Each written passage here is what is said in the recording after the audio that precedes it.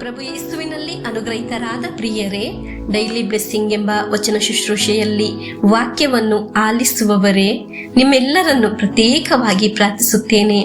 ಪ್ರತ್ಯೇಕವಾಗಿ ಈ ಶುಶ್ರೂಷೆಯನ್ನು ತಪ್ಪದೆ ಭಾಗವಹಿಸುವವರೇ, ನಿಮ್ಮ ಕುಟುಂಬಕ್ಕಾಗಿ, ನಿಮ್ಮ ನಿಯೋಗಕ್ಕಾಗಿ, ನಿಮ್ಮ ಆರೋಗ್ಯಕ್ಕಾಗಿ, ನಿಮ್ಮೆಲ್ಲ ಅನುಗ್ರಹಕ್ಕಾಗಿ ಪ್ರಾರ್ಥಿಸುತ್ತೇನೆ. ಇಂದು ಪ್ರಥಮವಾಗಿ ಡೈಲಿ ಬ್ಲೆಸ್ಸಿಂಗ್ ಎಂಬ ವಚನ ಶುಶ್ರೂಷೆಯಲ್ಲಿ ವಾಕ್ಯವನ್ನು ಆಲಿಸುವವರು ಆಗಿರಬಹುದು. 1 ನಿಮಿಷ ನಿಮಗಾಗಿ ಪ್ರಾರ್ಥಿಸುತ್ತೇನೆ. ಇಂದು ವಾಕ್ಯ ಆಲಿಸುವಾಗ ಆಗಿರುತ್ತದೆ, ನೀವು ಯೋಚಿಸುವುದು, ದೇವರೇ, ಇಂದು ನನ್ನ ಜೀವನದಲ್ಲಿ ಒಂದು ಅನುಗ್ರಹವಾಯಿತಲ್ಲ ಎಂದು.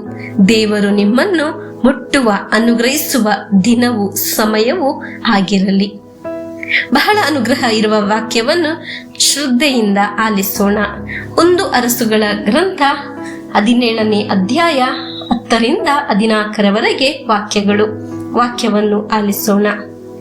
ಅವನು ಅಲ್ಲಿಂದ ಹೊರಟು ಸರಾಪ್ತದ ಊರು ಬಾಗಿಲ ಸಮೀಪಕ್ಕೆ ಬಂದನು. ಸೌದೆ ಕೂಡಿಸುತ್ತಿದ್ದ ಒಬ್ಬ ವಿಧವೆಯನ್ನು ಕಂಡು ಆಕೆಯನ್ನು ಕರೆದು, ದಯವಿಟ್ಟು ಕುಡಿಯುವುದಕ್ಕೆ 1 ತಂಬಿಗೆಯಲ್ಲಿ ನೀರು ತೆಗೆದುಕೊಂಡು ಬಾ ಎಂದು ಹೇಳಿದನು. ಆಕೆ ಹೋಗುತ್ತಿರುವಾಗ ಮತ್ತೆ ಆಕೆಯನ್ನು ಕರೆದು, ನೀನು ಬರುವಾಗ ನನಗೆ 1 ತುಂಡು ರೊಟ್ಟಿಯನ್ನು ಸಹ ತೆಗೆದುಕೊಂಡು ಬಾ ಎಂದನು.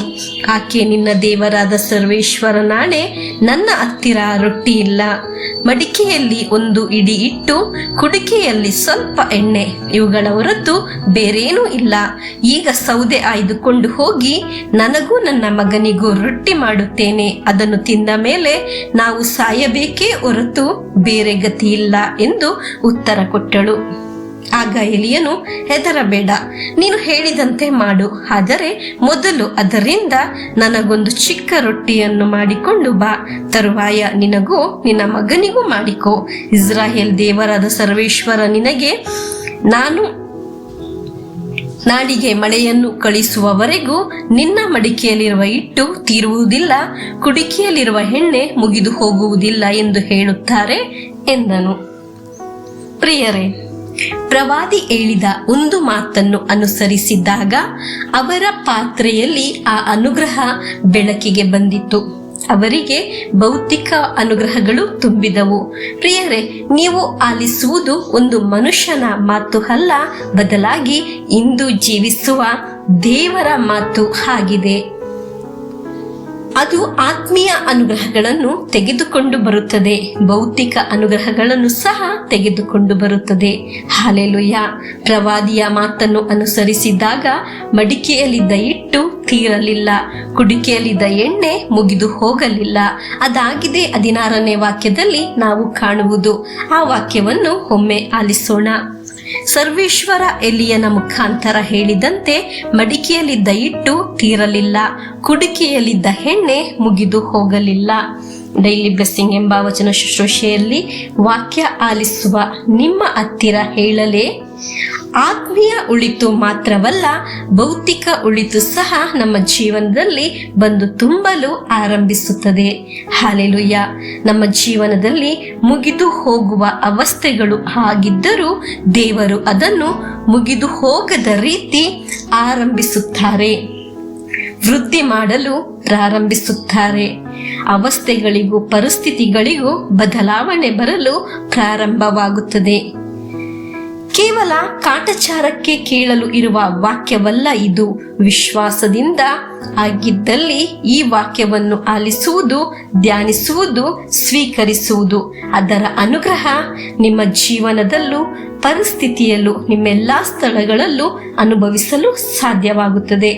1 ಪ್ರವಾದಿ ಮಾತನ್ನು ಅನುಸರಿಸಿದಾಗ ಸಿಕ್ಕಿದ ಅನುಗ್ರಹಕ್ಕಿಂತ 1000 ಪಟ್ಟು ಅನುಗ್ರಹವಾಗಿದೆ. ದೇವರ ವಾಕ್ಯವನ್ನು ಆಲಿಸಿ ಮುಂದೆ ಸಾಗುವ ನಮಗೆ ಸಿಗುವುದು. ಹಲ್ಲೆಲೂಯಾ. ದೇವರು ನಮ್ಮ ಜೀವಿತದಲ್ಲಿ ಅನುಗ್ರಹವನ್ನು ವೃದ್ಧಿಗೊಳಿಸಲು ಪ್ರಾರಂಭಿಸುತ್ತಾರೆ.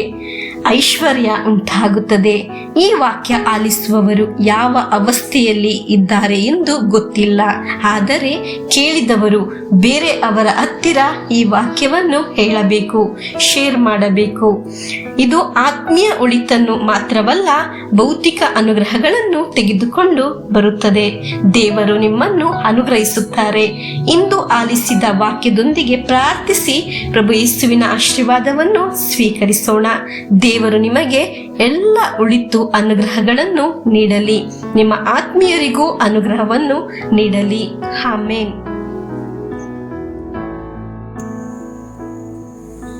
ನಮ್ಮ ಪ್ರಭು ಯೇಸುಕ್ರಿಸ್ತರ ವರಪ್ರಸಾದವು, ದೇವರ ಪ್ರೀತಿಯು, ಪವಿತ್ರಾತ್ಮರ ಅನ್ಯೋನ್ಯತೆಯು ನಮ್ಮೊಡನೆ ಇರಲಿ.